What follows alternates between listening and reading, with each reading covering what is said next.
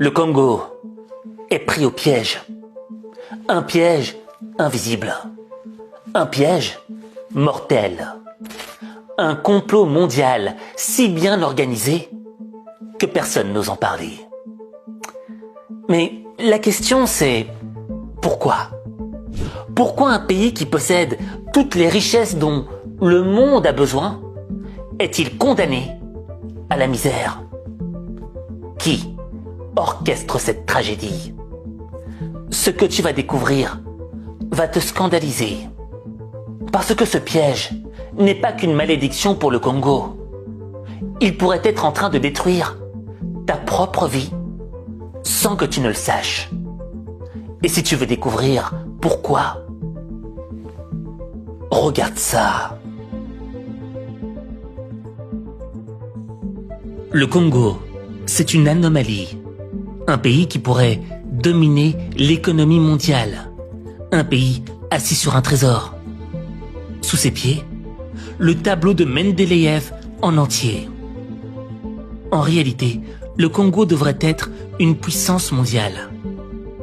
À l'échelle mondiale, c'est le deuxième pays le plus riche en ressources naturelles du monde, juste après la Russie. Il possède tout ce dont l'humanité a besoin pour avancer. Or, diamants, pétrole, uranium, cuivre, coltan, cobalt, lithium, et j'en passe. Les ressources les plus stratégiques du XXIe siècle sont au Congo, celles qui font tourner le monde moderne de demain. Et chaque jour, tu les utilises sans même le savoir. Sans le Congo, pas de smartphone. Sans le Congo, pas de batterie pour les voitures électriques. Sans le Congo, pas de transition énergétique. Le coltan, ce minerai qui fait fonctionner ton téléphone, vient à 80% du Congo. Le cobalt, indispensable aux batteries de voitures électriques, vient à 70% du Congo. Et en plus de ça, du pétrole, du gaz et des terres rares. Au fait, le Congo, c'est l'épine dorsale des technologies modernes. Sans lui, le monde s'effondre.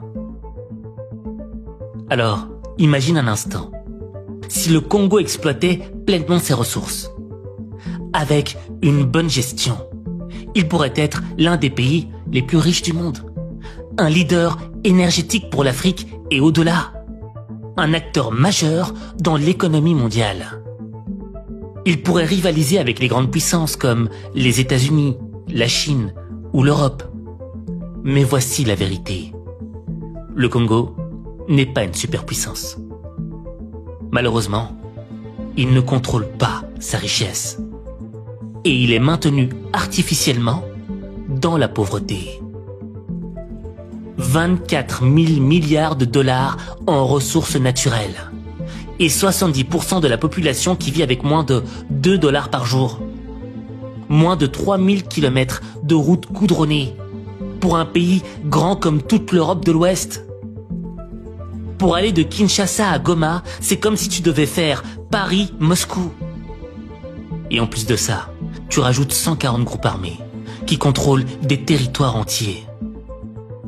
Le Congo, la RDC, République démocratique du Congo, ça devrait être un empire. Dans les mines, tu vois des enfants qui creusent avec leurs mains. Pendant ce temps, les multinationales s'enrichissent sur ces mêmes ressources. Comment est-ce possible ? Pourquoi un pays aussi stratégique, aussi riche, aussi puissant en théorie, se retrouve écrasé, affaibli et en guerre permanente ? La vérité, c'est que ce n'est pas un accident. Ce n'est pas une fatalité. C'est un plan. Un piège. Un piège qui dure depuis des décennies. Un piège qui profite à certains. Mais qui... Le Congo aurait dû être une bénédiction. Un pays aussi riche aurait dû être puissant, prospère, influent. Mais sa richesse, paradoxalement, est sa plus grande faiblesse. Parce que un pays aussi stratégique ne doit pas être libre.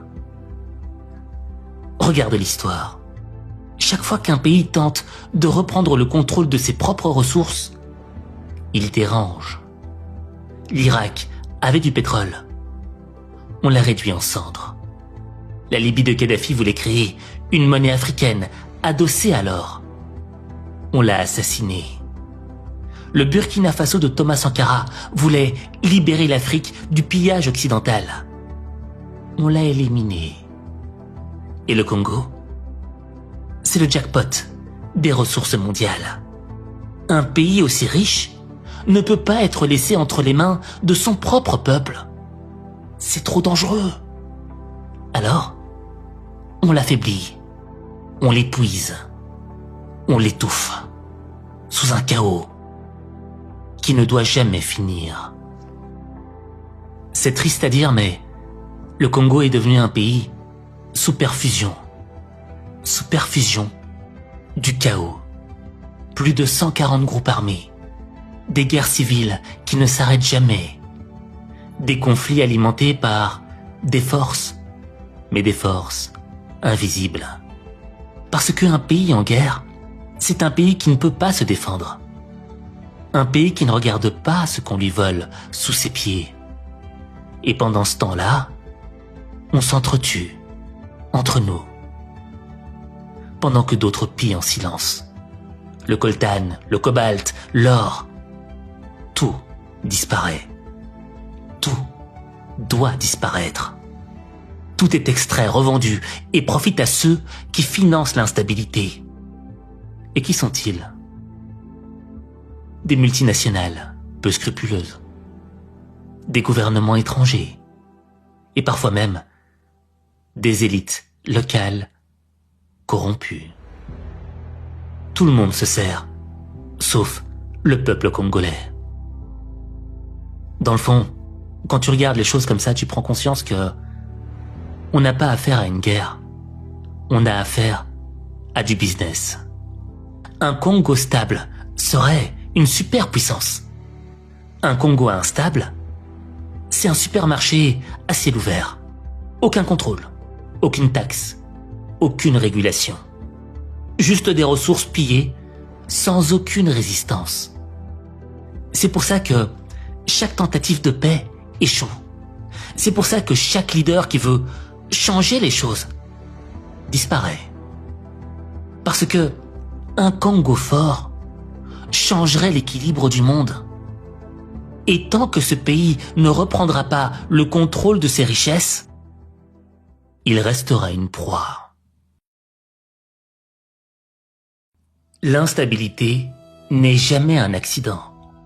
C'est toujours une tactique. Retiens bien cette phrase. Le Congo ne profite pas de ses richesses. Mais alors, qui en profite ? Regarde bien. Chaque guerre, chaque rébellion, chaque coup d'État, il n'arrive jamais par hasard. Il y a toujours les mêmes mécanismes, toujours les mêmes acteurs dans l'ombre. Et le chaos, il a un avantage.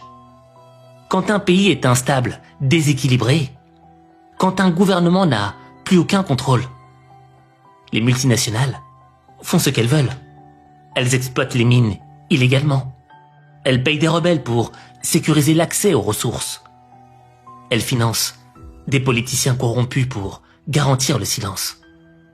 Résultat, le peuple, lui, meurt de faim. Pendant qu'un petit groupe d'élite, s'enrichit à l'infini. Ça, c'est pour les multinationales. Mais t'as aussi les pays étrangers. Ceux qui ont un intérêt à un Congo faible. Parce que la RDC, elle possède 9 frontières. Et certains voisins ne veulent pas d'un Congo fort. Pourquoi ? Parce que la moitié de leur économie repose sur les ressources congolaises. Raison pour laquelle certains exportent des ressources qu'ils n'ont même pas dans leur propre pays. Tout est trafiqué, transformé, blanchi. Tout ça avec la complicité de certaines puissances mondiales. Et il y a aussi une arme. Une arme toxique, celle de la dette. L'arme invisible et toxique qui maintient le Congo à genoux. Certes, on pourrait croire que la colonisation est finie, mais elle continue sous une autre forme. La dette. Les institutions financières internationales prêtent de l'argent au Congo. Mais ces prêts ne sont jamais faits pour être remboursés. Non. Pourquoi ? Parce qu'un pays endetté n'est jamais indépendant. Il doit obéir. Il doit suivre les règles. Il doit laisser ses richesses partir sans protester. C'est un piège parfait. Un piège qu'on ne voit même pas.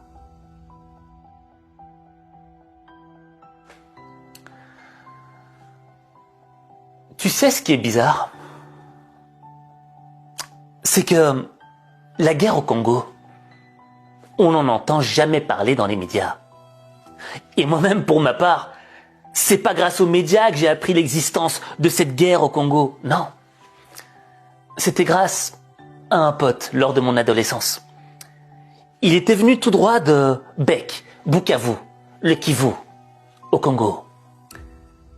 Et je me souviens que, au niveau des matières, il nous écrasait tous. Il était meilleur que nous. Il se foutait de notre gueule tellement qu'on était bêtes. Mais pourquoi ?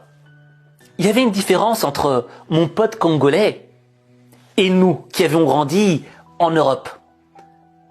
La différence, c'était la perception du monde. Je m'explique. Un jour, il m'a dit, il m'a raconté ce qu'il avait vécu au Congo, quand il avait dû fuir en pleine nuit et marcher des kilomètres durant sans s'arrêter avec sa famille.